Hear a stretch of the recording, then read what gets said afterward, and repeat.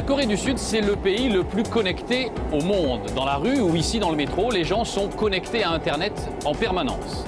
C'est aussi le pays des grandes entreprises de l'électronique, des groupes comme LG ou Samsung. Samsung est le numéro 1 mondial des technologies. À lui seul, le groupe génère plus de bénéfices qu'Apple, Google et Microsoft réunis. Pour la première fois, les dirigeants de l'entreprise ont accepté d'ouvrir leurs portes à une équipe de télévision occidentale. C'est un voyage absolument sidérant, vous allez le voir, au cœur du miracle économique sud-coréen. Le reportage est signé Loïc Delamornay et Jean-François Monnier.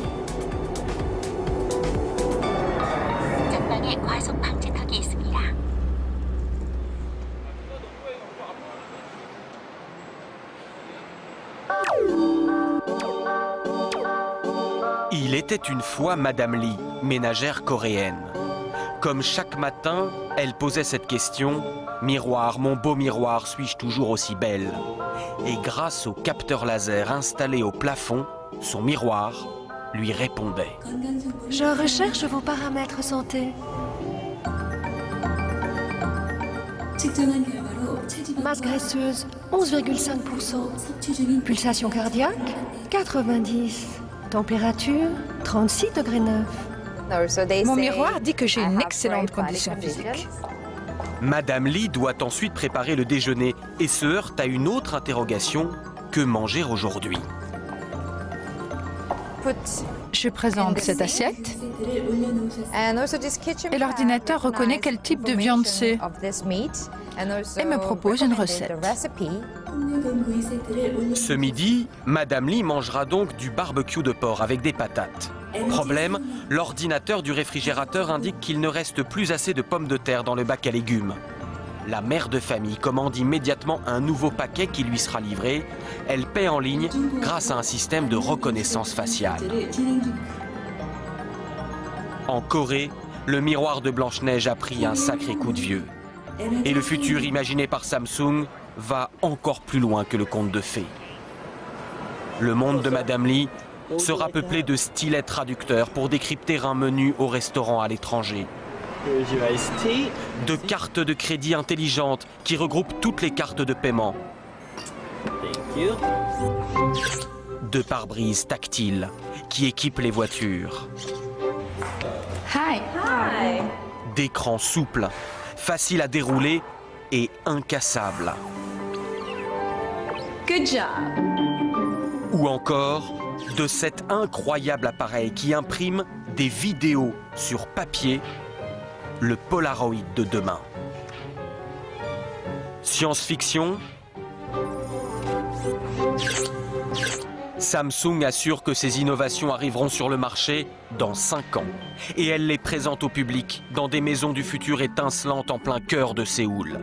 Ces murs cascades d'eau qui sont en réalité de la vidéo et où s'incruste votre télévision existent déjà. La marque a les moyens de ses ambitions et fait la fierté de toute une nation. Avec Samsung, demain sera coréen. C'est depuis l'enfance que tous les Coréens, mais absolument tous, savent que Samsung est la meilleure entreprise du pays. Pourquoi est-ce que tout le monde rêve d'y entrer? Parce que Samsung est parti de rien, dans un tout petit pays qui est la Corée. Et c'est devenu depuis la première entreprise high-tech du monde. Tous les gens voient dans Samsung le miracle économique coréen. Il a fallu presque 6 mois de négociations pour prendre la direction de Suwon, à 1 heure de route de la capitale. Soudain, surgit un long mur, une enceinte qui court sur des kilomètres et protège une ville dans la ville. Bienvenue à Digital City.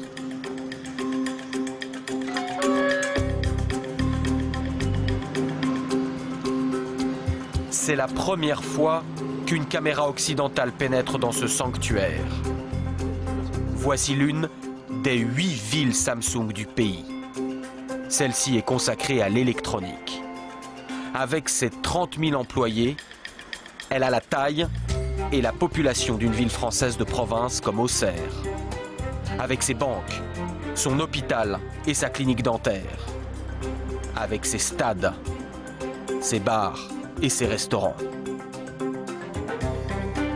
Pour fouler ces trottoirs, il faut être un membre de la famille Samsung. Et cette famille a beau compter 250 000 employés dans le monde, elle n'a qu'un seul esprit de corps. C'est ce qu'a découvert un jeune franco-belge tout juste recruté qui s'est fondu dans le moule coréen. Vous parlez coréen? Oui, bien sûr. Ah oui? Depuis quand? Je suis en Corée depuis 2 ans. On entre dans l'entreprise comme on entre en religion. Le jeune novice a expérimenté la méthode Samsung juste après l'embauche. Pendant 3 semaines, en fait, on va dans un centre d'entraînement fermé, c'est-à-dire qu'on ne peut pas sortir, en fait. Donc week-end, jours fériés compris, on reste là. C'est assez chargé, les cours commencent à 7h30 du matin jusqu'à 9h du soir, plus des travaux de groupe le soir, la nuit, ce qui fait que sur 3 semaines, on dort en moyenne 3-4 heures par nuit. Mais après ces efforts, voici la récompense suprême. Les 5000 jeunes embauchés chaque année se retrouvent pour une gigantesque cérémonie d'intronisation. C'est l'exaltation du collectif et l'adoubement final de l'entreprise sous le slogan géant « Fiers d'être des Samsung ».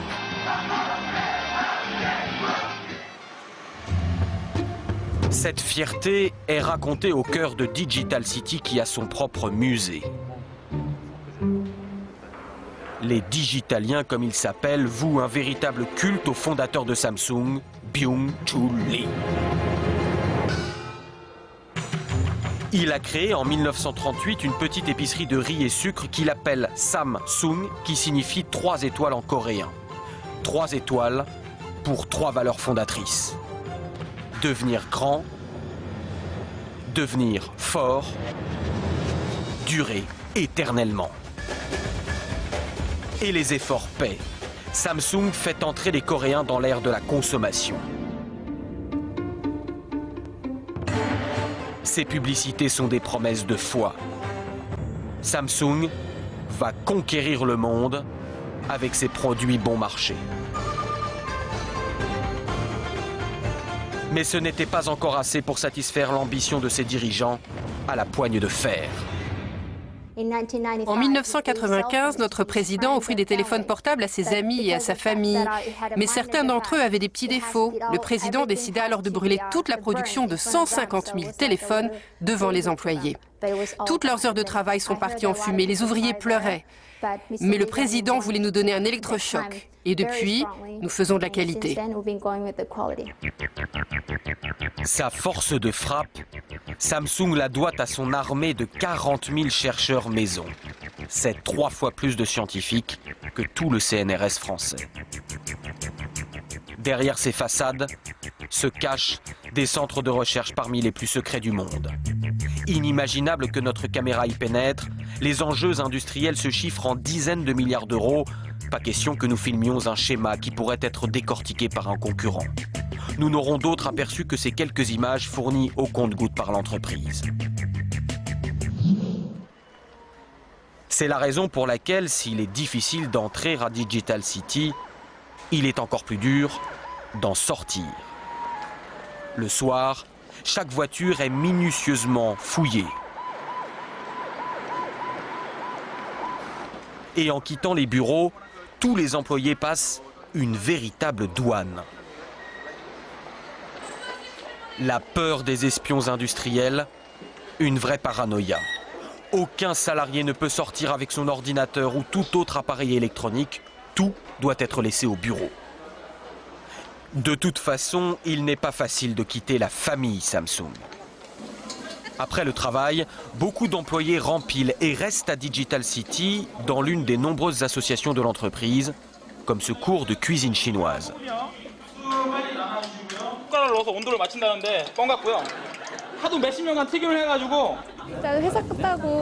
C'est vrai que je pourrais rentrer à la maison et voir un peu plus ma famille. Mais là, ça me permet de rester un peu plus longtemps avec mes collègues.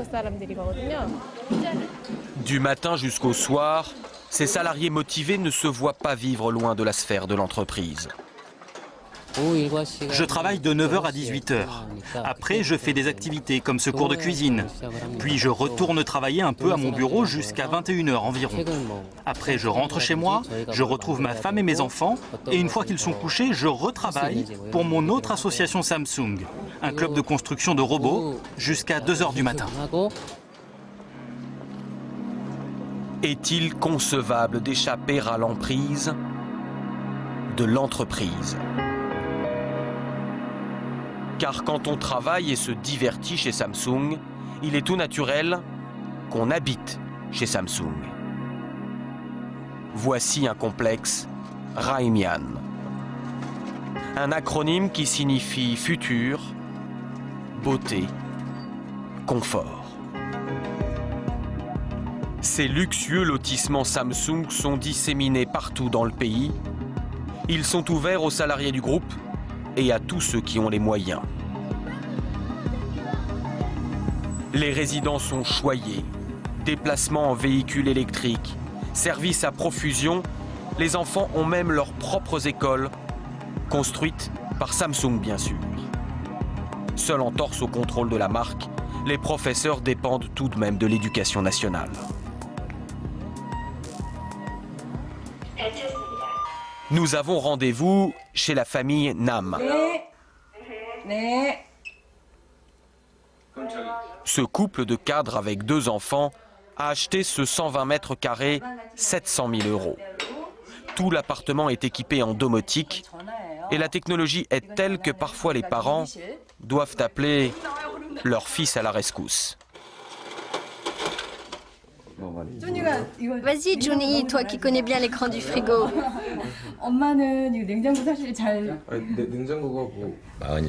J'ai 47 ans, petit j'habitais dans le coin et c'était complètement sous-développé. J'aurais jamais imaginé que ça se développerait comme ça. Par rapport à d'autres pays, il y a une croissance extraordinaire. Moi, je me rappelle qu'enfant, la seule chose qui comptait, c'était l'éducation. C'est grâce à ça que Samsung s'est doté de cerveau et a réussi. Dans ce monde, la seule chance de survie, c'est le savoir. Études, travail, réussite.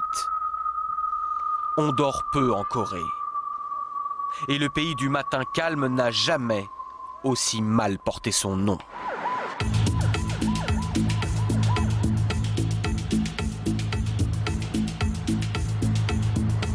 Une nouvelle journée reprend. Séoul s'éveille, vrombissante. Les Coréens travaillent 40% de plus que les Français.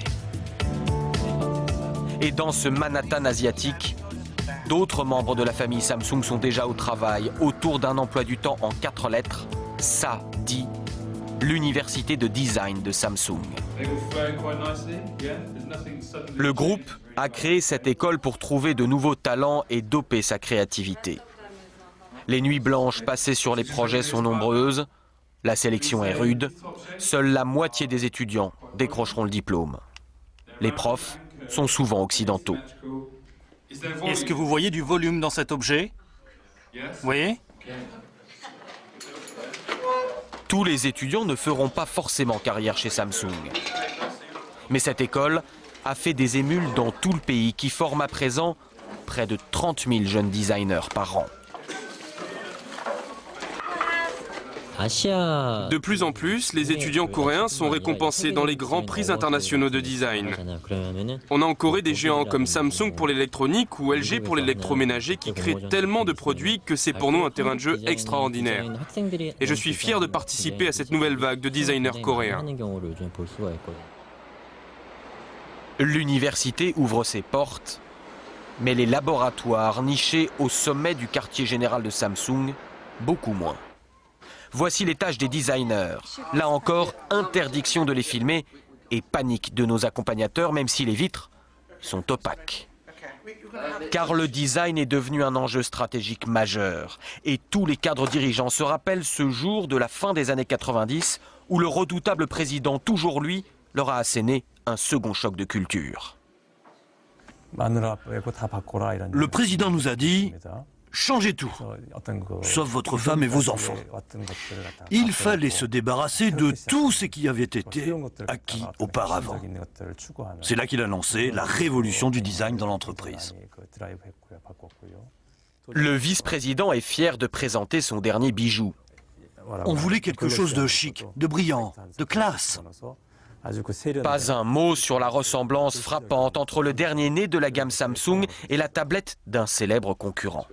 Prononcer le mot Apple n'est pas politiquement correct chez Samsung.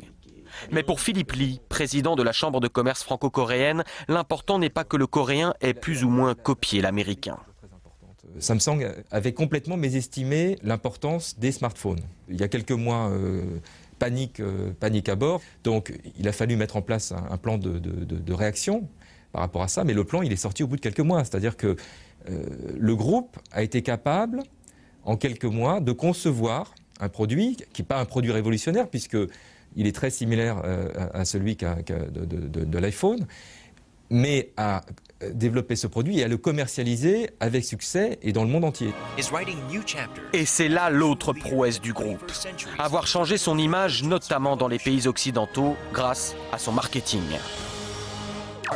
Partenariats sportifs dans les plus grands événements, ou encore publicité ciblée avec des stars nationales, comme dans ce spot pour l'Australie, où Samsung s'est offert l'icône du pays, Simon Baker, l'acteur de la série du moment, le Mentaliste.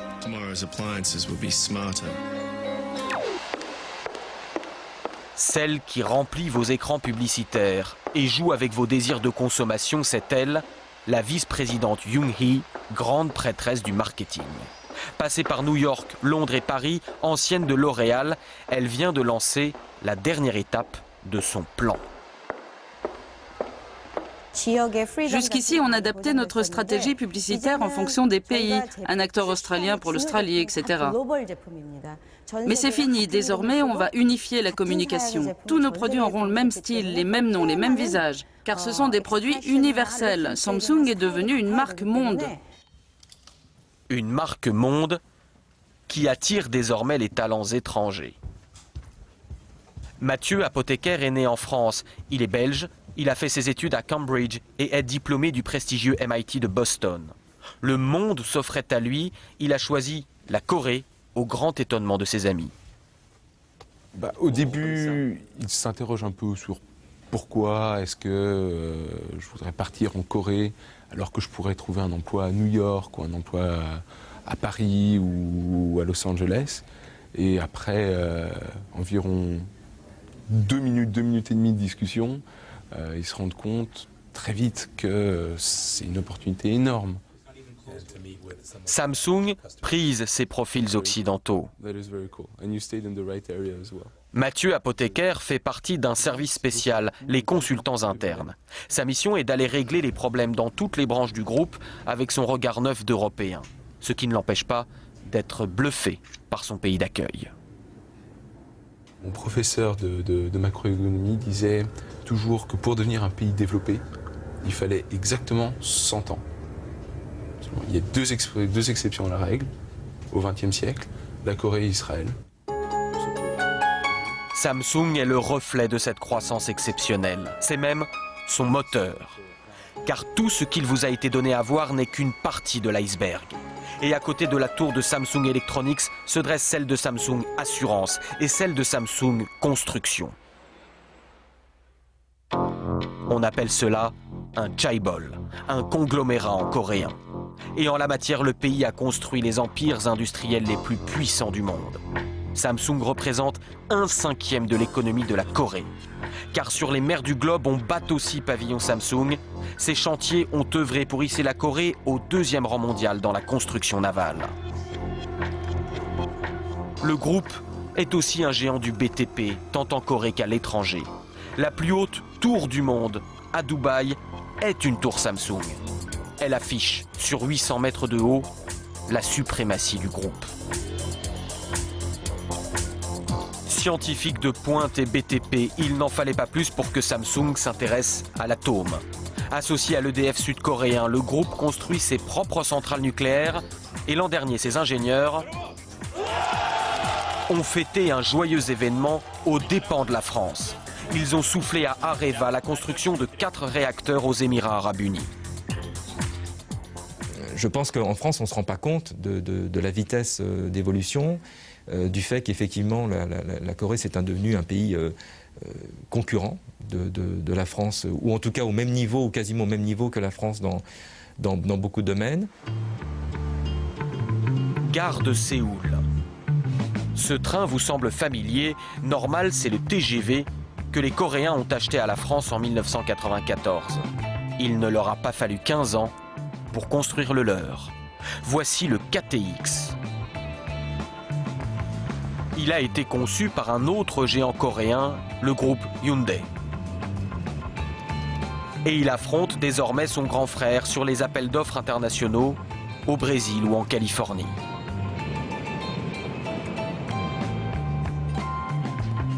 Direction le sud du pays.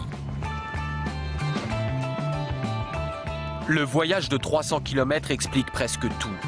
Devant ces plaines mornes et sans aucune ressource naturelle, la Corée n'avait pas d'autre choix que de se surpasser en misant tout sur l'exportation. Voici Busan, deuxième ville du pays. Son port et ses dizaines de milliers de voitures Samsung Motors prêtes à l'embarquement. Mais ici, plutôt que combattre le rouleau compresseur coréen, la France a choisi de s'allier avec lui. Samsung Motors a été racheté en grande partie par Renault. Le Français construit ici des voitures pour les 3 marques du groupe: Renault, Samsung Motors et Nissan. Le constructeur dispose même d'un technocentre en Corée, où les prototypes sont conçus et les voitures testées. Après la France et l'Allemagne, la Corée est le 3e marché de Renault. Et désormais, quand la marque aux losanges lance une nouvelle berline, elle ne l'inaugure plus dans son pays natal, mais ici, en Corée. Notre voiture la plus vendue, c'est ce qu'on appelle la SM5. Qui sera commercialisée prochainement sous le nom de Latitude en Europe. Autrefois, on aurait pu dire je conçois la voiture pour les marchés européens, puis après je vois si je peux la vendre dans les autres marchés. Maintenant, on est dans une autre démarche. Quand les volumes sont presque plus importants hors d'Europe qu'en Europe, il faut concevoir la voiture d'abord pour ces marchés-là. Toute la Corée est donc occupée par Samsung. Toute, non. Une petite marque résiste encore et toujours à l'Empire. Et à Séoul, Astérix s'appelle Apple. Plus exactement Frisbee, car la marque à la pomme n'a pas encore suffisamment de poids pour ouvrir ses fameux magasins Apple Store. Ce n'est pas évident pour nous. Les gens ne connaissent pas encore bien la marque.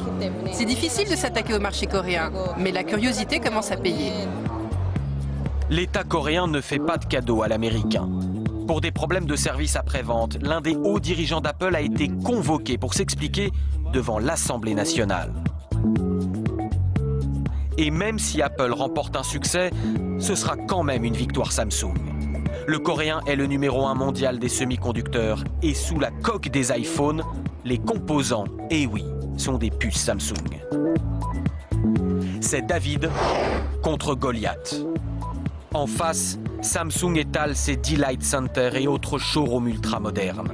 Sur les écrans des ordinateurs peu de Google, le célèbre moteur de recherche n'occupe que 5% du marché coréen. Ici, on navigue sur Naver ou Dome, considéré comme plus performant. Et avant la création de Facebook, les Coréens avaient déjà leur réseau social, Cyworld.